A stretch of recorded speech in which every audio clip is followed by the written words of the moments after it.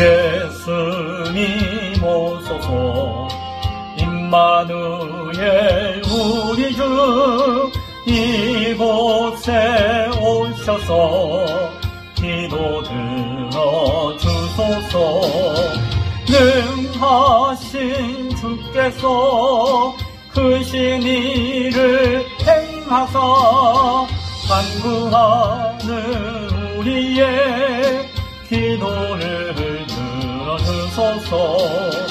예수님 오소서.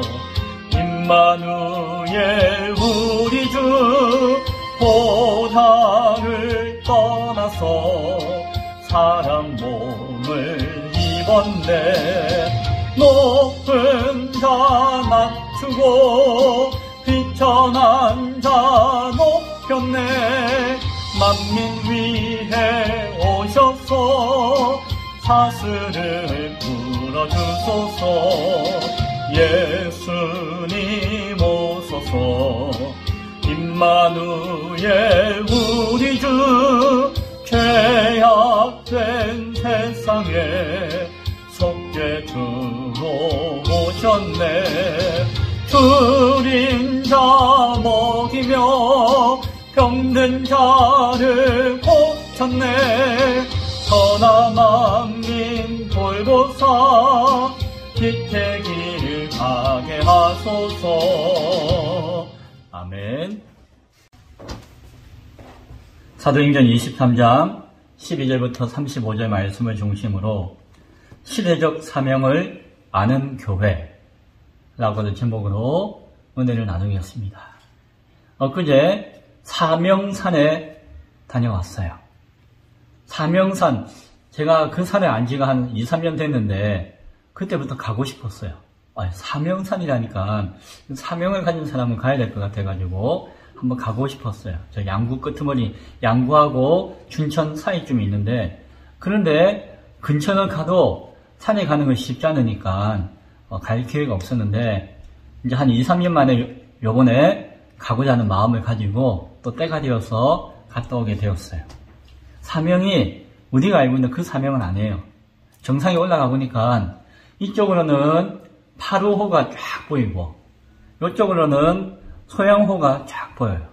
풍경이 참 좋았어요. 산들도 좋았는데 그 양쪽에 거대한 호수가 쫙 있으니까 참 그 가운데 있으니까 보기 좋았고, 왜 사명산인고 하니 옛날부터 올라가면은 화천, 춘천, 양구, 인제 그 지역의 4개 마을이 잘 보인다, 명확하게 보인다 해가지고 사명산, 4개의 밝은 명자에서 4개 밝게 보이는 동네에서 사명산이라고 이름 부르는 거예요.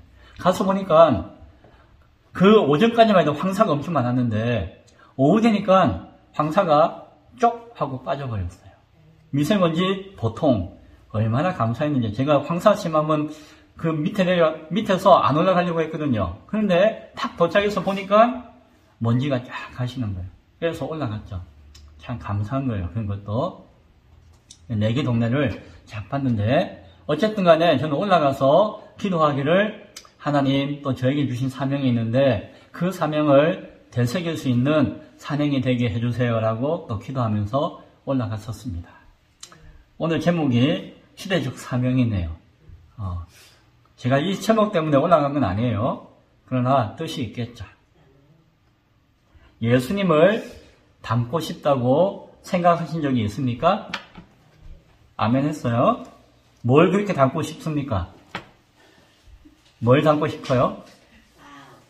마음. 예수님을 따르고 싶습니다라고 고백한 적이 있습니까? 어떻게 따르면 좋을까요? 오늘 본문에 사도 바울의 모습을 쭉 이렇게 지켜보면서, 바울이 참 예수님을 많이 닮았네? 예수님과 좀 상황이 비슷하네? 라는 생각을 하게 되었습니다. 예수님이 가셨던 그 길이 자꾸 떠올라요. 바울의 모습을 보면은. 앞서 공회 재판에서 사두개인과 바리새인들이 대판 부활의 문제를 가지고 싸움이 일어났죠. 바울이 유발시켰다라고도 할 수가 있겠죠. 그러면 오히려 자신의 생명에 위협을 당하게 되니까 천부장의 군영에 다시 갇혀서 보호 아닌 보호를 받게 되었습니다. 그리고 그날 밤에 예수님이 찾아오셔서 담대하라. 예루살렘에서 나의 증인이 되었던 것과 같이 네가 로마에서도 나의 증인이 될 것이다 라고 하는 위로와 격려의 말씀도 들었죠. 그리고 그 다음날 아침이 되었어요. 이제 아침이 되어서 오늘 본문의 내용이 나와요. 그 전날 유대인들이 열받았던 것 같아요. 바울 재판하려고 공회로 모였는데 오히려 자기들끼리 치고받고 막 난리가 났으니까 바울 때문에 하면서 아마 열을 받아가지고 이들 가운데 몇몇 사람들이 작당을 했어요. 당을 만들고 작전을 짰어요. 그들이 모여서 맹세하기를 뭐라고 맹세했는 거 아니? 바울을 죽이기 전에는 먹지도 아니하고 마시지도 아니하겠다라고 작심을 했어요. 결의를 하고 막 피를 내는지 몰라도 그 사람들이 결심을 하고 모인 사람이 오늘 성경을 보니까 한 40명 정도가 동맹을 했다라고 이야기해요. 그러니까 생명 걸고 바울 죽이겠다는 암살 조직이 만들어진 것이에요.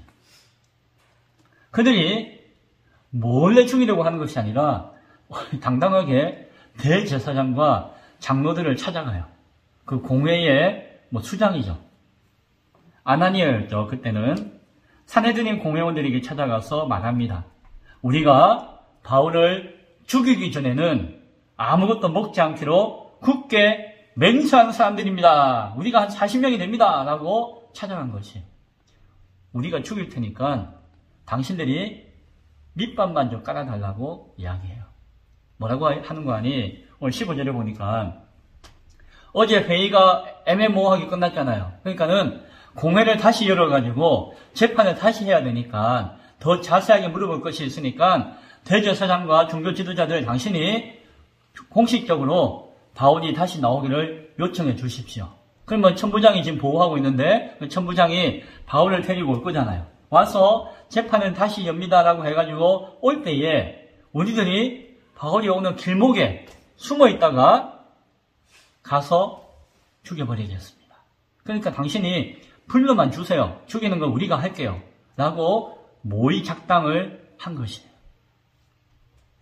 이 종교 지도자들 참 악하죠. 그래도 재판도 안 하고 이렇게 죽이겠다는데 겉으로는 우리가 공정하게 재판한다 해놓고 뒤에서 죽인다는 작당하는 사람들과 모의를 한 것이에요. 그런데 그러면 이제 바울이 이제 죽은 목숨이에요. 40명이 딱 숨어 있다가 죽이려고 하는데 누가 어떻게 살아남겠어요? 오라고 했는데 안 올 수도 없고. 그런데 그때 그 내용을 누가 들었어요. 오늘 성경을 보니까 바울의 생질이라고 하는 표현은 우리 창세기 때 잠깐 나왔는데 그 누이의 아들을 이야기하는 것이에요. 그러니까 바울에게는 조카들, 조카. 그리고 아마 그 사람이, 그 청년이 그 이야기를 어떻게 들은 것 같아요. 알게 되었어요. 바울에게 가가지고, 감옥에 가가지고 바울에게 그 상황을 이야기해줘요. 나중에 재판받으러 갈 때에 당신 죽이려고 합니다. 삼촌 죽이려고 합니다. 그럼 바울이 그것을 알았잖아요. 그래서 자신을 지키는 백부장에게 이 내 조카를 천부장에게 데리고 가가지고 이 자초지정을 말하게끔 도와주십시오 라고 했어요. 그래서 지키는 백부장이 그 조카 청년을 데리고 천부장에게 가요. 천부장에게 가서 그 자세한 이야기를 조목조목 알려주었어요. 천부장이 어떻게 했을까요? 나름대로 정직한 사람이잖아요. 이렇게 불법을 저지르면 안 된다 해서 그가 군사를 모아요. 그리고 밤 9시쯤에 몇 명이 모이는 거 아니? 보병 200명, 기병, 말 타고 다니는 기병 70명, 그리고 창을 휴대하는 창병 200명, 도합 470명의 군사를 밤에 모으는 거야, 밤에 모아서 그 바울도 안전하게 보호해야 되니까 나귀쯤 되겠죠. 짐승을 준비시켜가지고 바울을 태우고 470명의 군사들이 쫙 깔아서 바울을 보호한 채 총독이 있는 당시에 그 유대 지역을 관할하는 로마 총독인 그 사람이 있는 가이사랴라고 하는 곳으로 데리고 갔어요. 밤새도록 간 것이. 왜 밤에 갔을까요? 낮에 가면 죽일 테니까 어떤 일이 일어날지 모르니까 밤에 그 군사대를 데리고 가는 일이 일어났어요. 총독 벨리스에게 편지를 기록해요.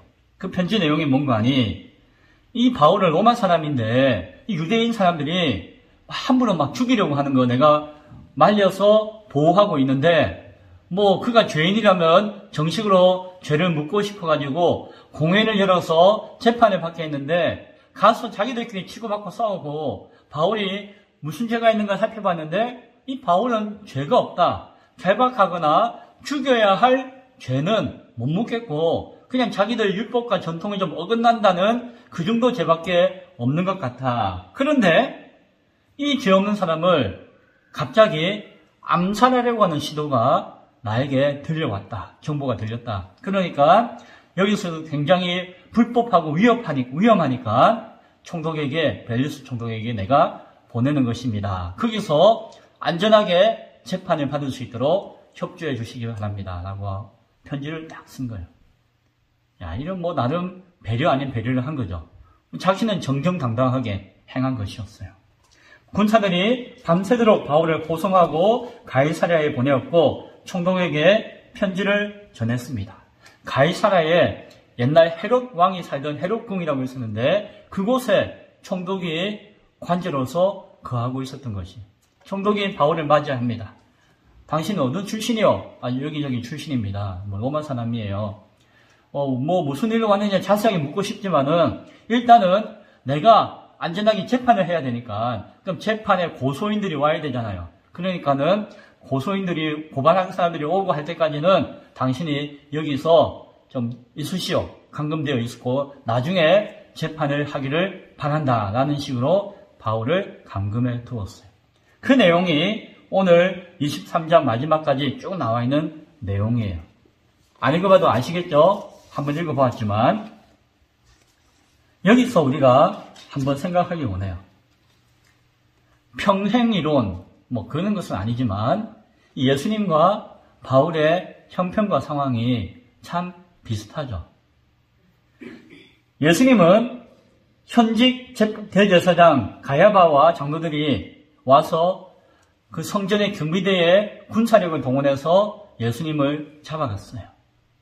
그리고 전직, 그 가야바의 장인되는 전직 대제사장 안나스의 집으로 끌고 가가지고 거기서 밤새도록 고초를 당하셨어요.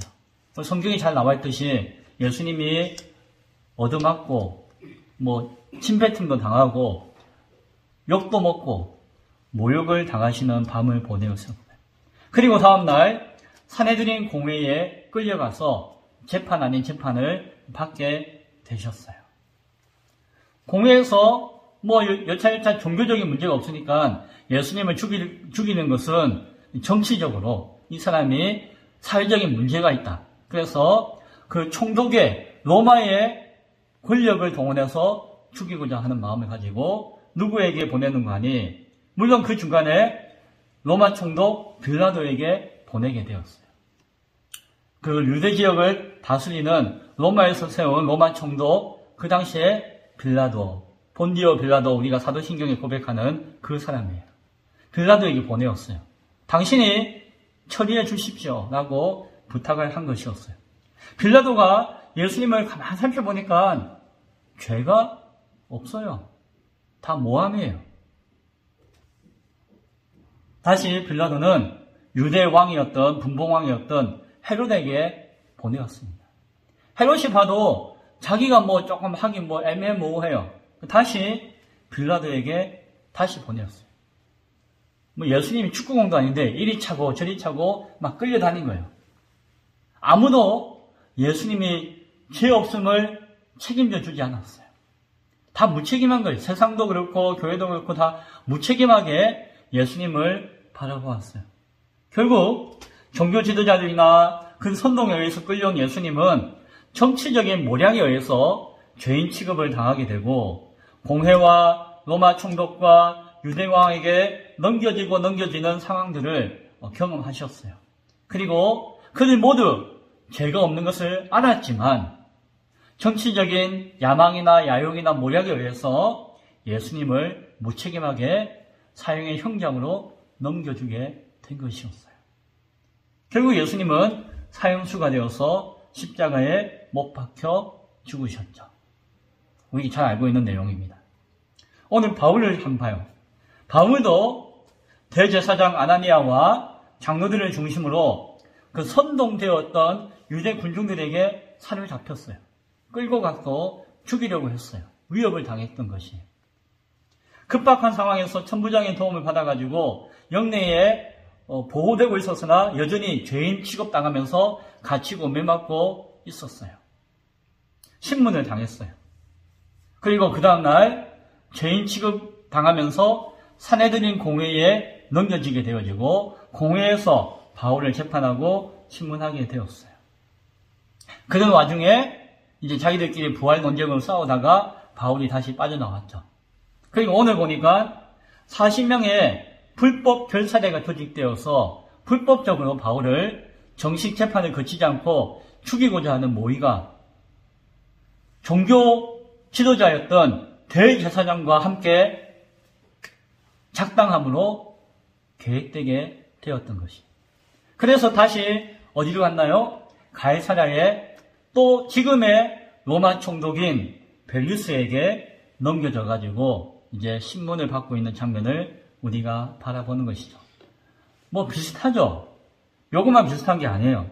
이제 24장 다음 주 이후에 어떤 내용이 나오는 거 아니? 이 벨리스 총독이 바울을 붙잡아서 이제 재판을 해봐도 죄가 없어요. 그런데 이 유대인들의 눈치를 보니까 이 정치권들이니까 정치적인 모략에 의해서 그런데 바울은 죽일 수도 없고 살릴 수도 없고 하니까 감옥에 가둬놔요. 바울이 몇 년 동안 감옥에 갇힐까요? 2년 동안 그 벨리스의 감옥에 갇혀 있어요. 죄 없이 억울하게 갇혀 지내게 되었어요. 그런데 한편 생각하면은 바울을 내놓아도 40명의 결사대가 바울을 어쨌든지 죽이려고 했을 거예요. 그러니까 감옥에 2년 동안 갇혀 있는 것이 한편으로는 바울이 살 수 있는 이유가 되었죠. 한편 생각하면. 그리고 나름 그 안에서의 의미 있는 시간도 가졌어요. 그리고 나중에 이제 후임 총독인 베수도라고 하는 총독이 오게 되었어요. 이제 총독이 바뀌게 되었어요. 그때 예루살렘 종교 지도자들이 아니 벨리스는 말이 안 통했는데 이제 새로운 총독이 왔으니까 또 막 이야기해요. 바울 꺼내서 우리에게 보내시오. 우리의 죄인인데 지금 저기 2년 동안 갇혀 있는데 보내면 우리가 정식으로 재판해서 처리하겠습니다. 라고 하는 상황이에요. 새로운 베수도는 뭐 자초지종을 잘 모르니까 이제 죽일 수 있겠다라고 생각한 것이었죠. 근데 그때 바울이 이제 가만히 있으면 나와서 죽게 되니까 로마의 황제인 가이사에게 정식으로 상소를 해요. 로마 시민의 신분이기 때문에 로마 황제에게 재판을 받을 수 있는 권리가 있었기 때문에 이제 상소를 하는 것이. 함부로 여기서 내게 재판 안 받겠다. 로마 가서 황제에게 재판 받겠다라고 하는 것이었어요. 그리고 당시의 유대왕이었던 아그리빠 왕과 이야기하고 변론하고 오히려 아그리빠 왕을 전도해가지고 그가 바울의 마음을 신뢰하게끔 만드는 것도 보게 되어져요. 아그리빠 왕은 그런 이야기를 했어요. 야, 바울이 저 로마에 상소 안 했으면은 나 같으면 살려주겠다. 죄도 없는데 2년 동안 억울하게 갇혀 있는데 나 같으면 이렇게 석방시켜 주겠다. 라고 이야기하기도 했던 것이에요. 뭐 석방했으면 바로 죽었겠죠. 결사대 때문에. 그리고는 로마로 죄인의 신분이 되어서 압송당하는 것이. 그것이 우리가 고난중앙 가운데 나눴던 27장 말씀 가운데 나오는 것이. 그러다가 배 타고 가다가 배가 파산해가지고 멜리데라는 섬에 가서 일어났던 일들을 우리가 잠시 본 적이 있죠. 그게 28장의 내용이에요. 사도행전은 28장으로 끝나요.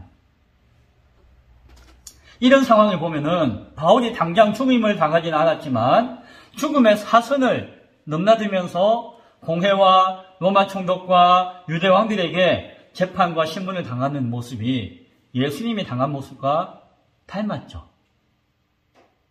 예수님이 가신 길을 마치 따라가듯이 가는 것을 우리는 보게 되어집니다. 이런 와중에 우리가 살펴볼 것은 세상은 아무도 책임지는 사람이 없었다는 것이에요. 로마 총독, 왕, 그들, 정치 권력이 있고 책임질 위치에 있었지만 아무도 눈치 보고 자기 욕 안 먹으려고 정치적 야망 때문에 책임지지 않는 언행을 계속했던 것을 보게 되어집니다. 예루살렘 교회는 어땠을까요? 예루살렘 교회도 그 당시에 바울을 책임져 주지 못했던 것 같아요. 물론 옷바라지를 하고 또 바울을 도왔던 동역자들과 제자들이 있었죠. 함께 있었어요. 그리고 그 2년 동안에 누가가 늘 같이 하면서 바울과 대화하면서 그때에 우리가 나누었던 누가복음과 이 사도행전의 성경을 기록했다라고 이야기하기도 해요. 그러니까 이 귀한 성경이 그 옥에 갇히는 동안에 누가가 바울과 함께 이야기하면서 정리해서 기록한 것으로 여겨져요. 참 귀한 시간이 있었죠. 만약에 오늘 저와 여러분에게 바울처럼 예수님과 닮은 그 고난의 길을 가십시오. 혹은 예수님 따라가는 제자의 삶을 사십시오라고 이야기한다면 쉽게 가겠습니다라고 이야기할 수 있는 사람이 과연 얼마나 있을까요? 물론 예수님 참 대단합니다. 예수님 받으신 영광도 크고 귀한 일 하셨는데 바울도 역사적으로 위대한 인물로 칭송받고 하는데 나도 그렇게 할 수 있겠거니 닮고 싶어요. 마음으로 사모해요. 하지만 마음으로 사모하고 닮고 싶다고 하는 것이 아니라 정말 그대로 똑같이 고난당하고 죽음의 위협 사선을 넘나들면서 믿음과 복음을 순교자의 모습과 같이 지키라고 한다면은 쉬운 일이 아니었겠죠. 40명의 교사대가 바울을 죽일 때까지 먹지도 않겠습니다. 마시지도 않겠습니다. 라고 이야기했지만 사실 이 사람들 중에서 안 먹고 안 마시고 죽었다는 사람 없어요. 다 바울은 못 죽이면서도 먹고 마시면서 살았다고 이야기해요. 이 사람들도 사실은 무책임한 사람들이에요. 하겠다 해놓고 결국에는 못했으면서도 그냥 안 죽고 잘 살고 있었대요. 세상은, 교회는 당시에 아무도 제대로 책임지는 사람의 모습을 보이지 못했던 것 같습니다. 종교 지도자들도 정치인들도 모든 사람들이 다 그랬던 것 같아요. 그러나 그 와중에 우리가 기억할 것은 그 순교자의 헌신과 수고가 따르는 그 삶 가운데서도 예수님은 우리의 구원을 위한 십자가의 사명을 감당하셨다는 것이에요. 바울은 하나님의 뜻을 이루는 그 사명을 감당하고 이루었다는 것이에요. 예루살렘 교회 잠깐 이야기했지만 예루살렘 교회도 쉬운 상황은 아니었어요. 그 당시의 세상이었던 유대 사회를 무시할 수 없으니까 예전에 큰 핍박을 당해서 다 헬라파 유대인들이 다 쫓겨나고 난리 난 것을 보았잖아요. 어쨌든지 잘 맞추어서 세상과 타협하면서 살았기 때문에 지금까지 교회가 존재하고 있었던 것이에요. 시대적인 한계가 분명히 있었던 것이에요. 유대 세상과 예수의 복음 진리 안에서 그 한계가 분명히 있었던 것이죠. 이제는 예수교의 정체성을 더 이상 숨길 수가 없게 되었을 것이에요. 그게 바울이 아마 영향을 주었을 것이다 라고 여겨지기도 합니다. 바울을 통해서 새로운 도전도 받았을 것이고 이제 더 이상 유대사회와 어영부영 섞여 사는 것도 이제 한계가 있었을 것이에요. 많은 사람들이 다시 저 유대 세상으로 사회로 되돌아갔을지도 몰라요. 또 어떤 사람들은 많지는 않겠지만 죽음을 각오하고 교회와 복음을 지키고자 바울을 따르고자 했던 사람들도 있었을 것이에요. 이런 와중에 우리가 하나 기억할 것은 예루살렘 교회의 대표였던 누구였죠? 예수님의 동생이었던 야고보. 바울한테는 좀 섭섭할 수도 있고 한데 야고보도 나름 최선을 다해서 교회를 지키고자 했던 것이에요. 이 야고보가 나중에 우리가 기억할 것은 성경에 나와 있는 야고보서를 기록하는 것이에요. 그러니까는 그 말씀의 논리는 의미 있고 중요했던 것이에요. 근데 이 야고보가 그 와중에서 어떻게 되는 거 아니? 산헤드린 공회에 끌려가요. 그리고 공회에서 사형을 언도받아요. 그래서 저 성전 꼭대기에 끌고 가서 성전 꼭대기에서 던져지는, 그래서 죽음 당하는, 순교를 당하는 것을 그 역사를 통해서 기록되어져 있습니다. 성경에는 나와 있지 않지만. 그 시대에 예루살렘 교회의 대표였던 야고보의 입장에서 보면은 참 할 말이 많았을 것 같아요. 어떤 그도 순교자가 되었어요. 그것이 교회의 상황이었죠. 말씀을 정리하고자 합니다. 오늘 바울이 공회와 총독에게 죄 없는 죄인이 되어서 끌려다니는 모습을 바라보면서 예수님의 모습을, 그 고난의 모습을 생각하게 됩니다. 오늘날 수많은 교회와 성도들이 예수님을 닮고 싶다고 이야기하고 예수를 따른다라고 이야기하지만 과연 예수님의 승리와 영광을 얻고 닮는 것이 아니라, 따르는 것이 아니라 예수님의 고난과 십자가와 죽음을 닮고 따르고자 손드는 사람은 많지 않을 것이에요. 오늘날 세상도 무책임해요. 교회와 성도를 근거 없이 욕하고 박해하고 손가락질하는 사람들이 많아요. 우리 주변에도 그런 사람들이 있겠죠. 근거가 무엇이냐라고 하면은 불분명해요. 듣기에 어쩌고저쩌고 무책임한 언행인 것이. 혹 세상 가운데서는 교회와 성도를 참 존중하는 것처럼 여기지만 결국에는 자기 이익 때문에 장사의 수단을 삼기 위해서, 정치적인 야망의 이유를 삼기 위해서 교회와 성도들을 이용하고자 하는 무책임한 사람들도 오늘날 세상에는 많이 있는 것을 봅니다. 오늘날 교회도 무책임해요. 세상과 잘 살고 싶어서, 세상 속에 공존하면서 살고 싶은 그 마음 가운데 그 현실을 타협하지 못하는 개혁자와 같은, 바울과 같은 사람들을 품어주지 못하고 함께하지 못하는 교회들이 많아요. 세상을 변화시켜야 하는 그 복음적인 사명이 교회 가운데 있지만 당장에 자기 앞가림하기 바빠가지고 이 일도 해야 되고 저 일도 해야 되고 교회가 일이 많아가지고 우리 안에 있는 사람들을 다 챙기다 보니까 세상을 향한 사명과 역할을 하지 못하는 무책임한 교회도 많이 있는 것을 바라보게 되어집니다. 이 상황 가운데, 이 시대적 상황 가운데 자기를 부인하고 자기 십자가를 지고 나를 따르라라고 말씀하신 예수님의 음성을 다시 한번 듣기를 원합니다. 무책임한 세상과 교회가 있지만 그 세상과 교회를 누군가는 책임져야 돼요. 그 책임지는 우리 모두가 될 수 있기를 소원합니다. 우리가 책임지기를 원해요.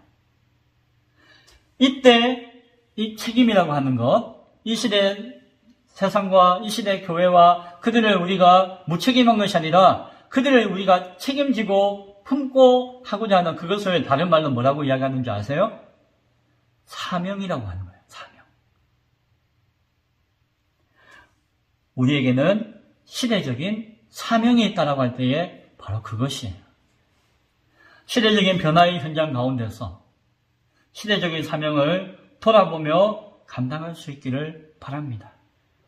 세상과 교회를 책임지는 그 시대적인 사명을 충분히 감당할 수 있는 저와 여러분, 우리 기쁨의 교회와 온 믿음의 성도들 함께 될 수 있기를 간절히 축원드립니다.